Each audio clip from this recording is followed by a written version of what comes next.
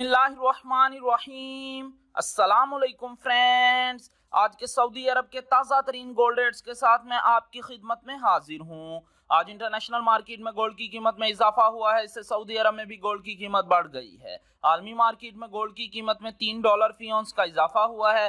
$3 फी ounce के इजाफे के बाद अब इंटरनेशनल मार्केट में गोल्ड की कीमत $1813 फी औंस पर पहुंच गई है। चलते हैं आज सऊदी अरब में गोल्ड रेट्स की तरफ। आज सऊदी अरब में फी केजी सोने की कीमत है 2,18,730 रियाल। आज सऊदी अरब में फी औंस सोने की कीमत है 6,802 रियाल और 38 हलाला। 18 कैरेट गोल्ड की फी ग्राम कीमत है 164 रियाल और 4 हलाला। 18 कैरेट गोल्ड की फी 10 ग्राम कीमत है 1,640 रियाल और 40 हलाला।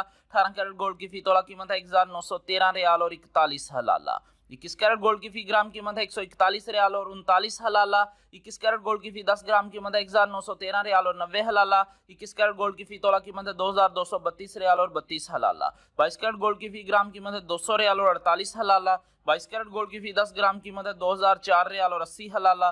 22 कैरेट गोल्ड की फी तोला कीमत है 2,338 रियाल और 45 हलाला। 24 कैरेट गोल्ड की फी ग्राम कीमत है 218 रियाल और 73 हलाला। 24 कैरेट गोल्ड की फी 10 ग्राम कीमत है 2,187 रियाल और 30 हलाला।